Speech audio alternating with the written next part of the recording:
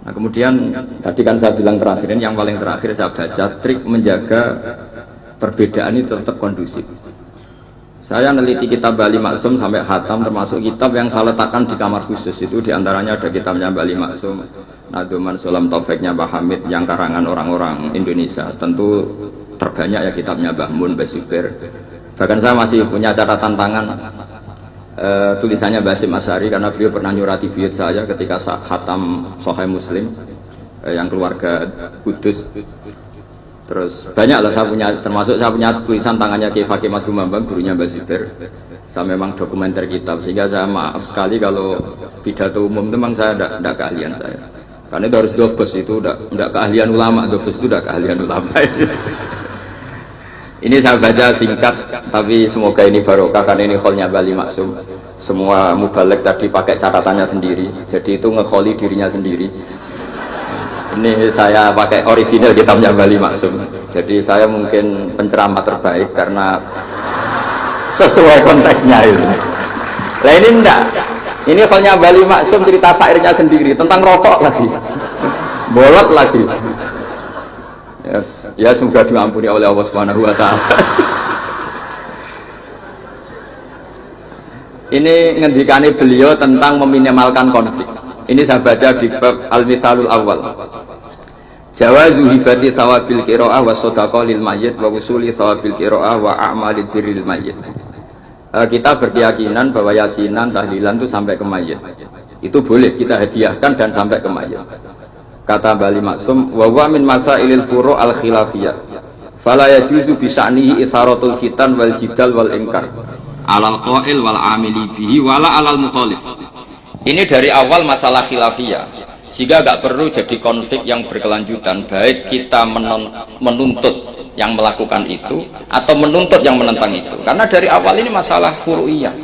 Sing nglakoni nggih monggo, sing nentang nggih napa monggo. Selama ini kan kita yang melakukan memaksa orang lain menerima, yang menentang memaksa orang lain menghentikan. Ini tidak fair, kata Bali. Kata beliau itu gak fair. Wala yang bagi ayyaqa bainahuma ma la yang bagi wuqu'uhu bainal akhwaini muslimaini. Kata beliau, wala in kana lil mani'i mustanadun fa inna li ghairihi mustanadan kadzalik. Kalau yang melarang tahlilan, melarang yasinan dikirimkan ke mayit itu punya mustanad, punya sanad. Yang bagi yang membolehkan juga punya sanad. Kalau ada kiai yang kalau pidato nangis itu sanadnya banyak dan benar, tapi yang uraan kayak Pak Duta Besar juga banyak. Semuanya ada sanad. Jadi kata beliau sederhana saja, kalau al-mani'un, orang yang menolak itu punya sanad, kita yang membolehkan juga punya sanad. Tapi kata beliau dengan enteng, dengan ceria, ini masalah furu'iyah, nggak perlu jadi itharatul fitan wal jidal wal khisam. Kata beliau nggak perlu jadi perdebatan. Makanya pesan saya sama santri-santri kerap ya, sebetulnya masalah kita ini tercerabut dari ilmu. Coba dari awal Anda katakan yang tidak kunut itu Abu Hanifah, yang kunut itu Imam Syafi'i, maka melihat orang tidak kunut itu keren karena Al-Hanafi, pengikut mazhab Hanafi. Yang kunut juga keren karena pengikut mazhab Syafi'i. Tapi kita tidak, di zaman akhir kunut dan tidak kunut ini jadi politik identitas, sehingga yang nggak kunut itu Muhammadiyah misalnya, yang kunut itu NU. Mana ada Basim Asyari sebagai mujaddid atau mujtahid yang mengharuskan kunut, atau Ahmad Dahlan yang melarang apa? Kunut. Wong dua beliau sama-sama pernah ngaji Syekh Khotib Minangkabau, pernah ngaji Mbah Mahfud ketika di Mekah. Jadi cobalah ilmu itu diperkuat sehingga kita mengatakan kunut adalah sunat menurut Imam Syafi'i, tidak sunat menurut mazhab Abu Hanifah. Sehingga enak sekali karena kita berdasar ilmu. Menyangkut sawabul qiraah atau sawabu amalil khairi, apakah sampai ke mayat apa enggak? Ini kata beliau, kata Mbah Ali Maksum, beliau justru menukil Ibnu Taimiyah yang notabene sering dipakai dalil para orang-orang sana. Saya tidak tahu itu orang sana, itu Pak Duta itu yang tahu itu. Itu kalau ini mirip kitab Said Muhammad. Jadi Said Muhammad itu kalau istidlal sering pakai Ibnu Taimiyah karena itu yang dipakai mereka. Tapi ternyata Ibnu Taimiyah, qala Ibnu Taimiyah innal mayyit yantafi'u bi qiraatil Qur'an kama yantafi'u bil ibadah al maliyah minas shadaqah wa nahwiha. Terus Qayyim fi Kitabir Ruh afdalu ma yuhda ilal mayyit as-shadaqah wal istighfar wa du'a lahu wal hajju anhu. Artinya gini, kita sekarang ini tidak pernah kayak Bali Maksum pakai dalil jawazu ihda lil mayyit itu berdasar Ibnu Taimiyah dan Ibnu Qayyim. Kita seakan-akan Ibnu Taimiyah itu orang yang pasti melarang itu, sehingga kita itu terus mengatakan sing nyunatno tahlilan ku sapa, Mbah Hasyim atau Mbah Fakih atau siapalah, meskipun riwayat ini mukhtalifah dari Mbah Hasyim. Pertanyaannya adalah terus kesannya yang membolehkan itu hanya kiai lokal, kiai nasional.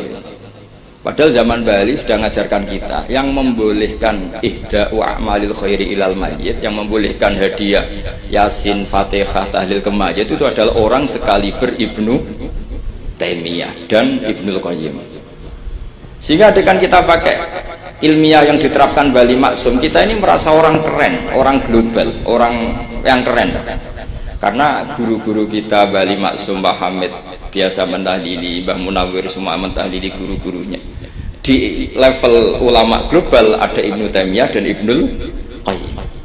Tapi karena kita tidak baca, seakan-akan tahlilan itu hanya tradisi lokal yang tidak di ACC, tidak disetujui ulama kelas internasional. Padahal di sini jelas diceritakan Ibnu Taimiyah berpendapat qiraatul Quran yang dihadiahkan ke mayit atau tahlil itu boleh.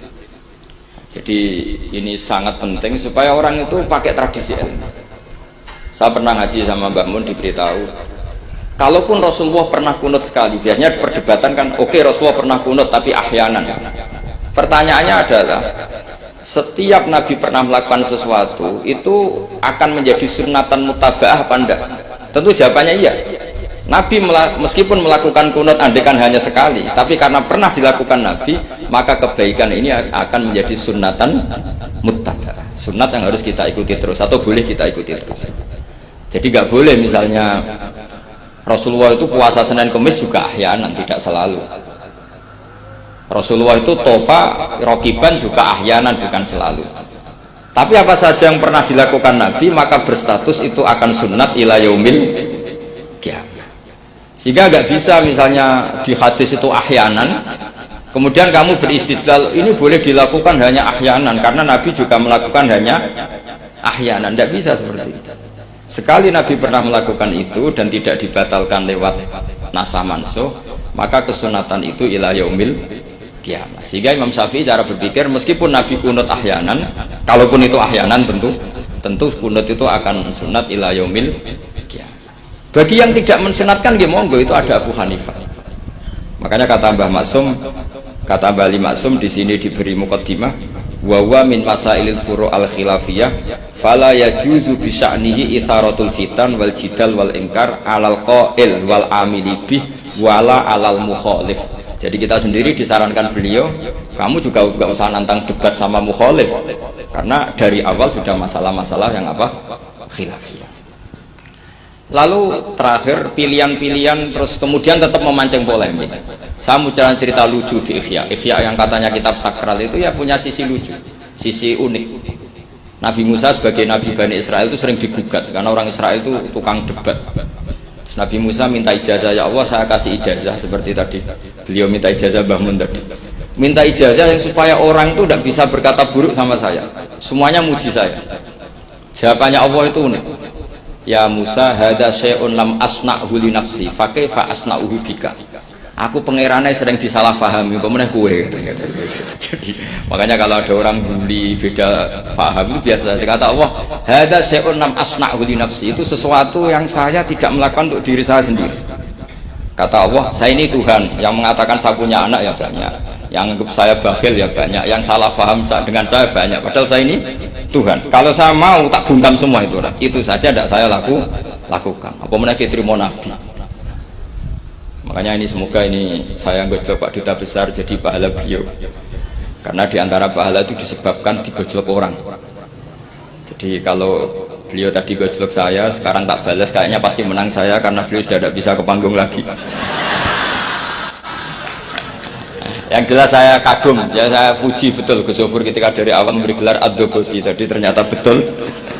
Tapi saya pastikan itu ada sanadnya, yaitu inna min khiyari ummati fima nabba'ani al-malul a'la qauman yadhakuna jarron min saati rahmatillah. Jadi di antara umat Allah yang pilihan adalah umatku yang kalau umatnya Rasulullah tentu yang kalau terbanter-banter karena min saati rahmatillah. Saya bayangkan kalau saya di rumah dikasih makan gratis, dikasih minum gratis, kemudian di rumah itu saya merengut saja, itu kan kurang syukur.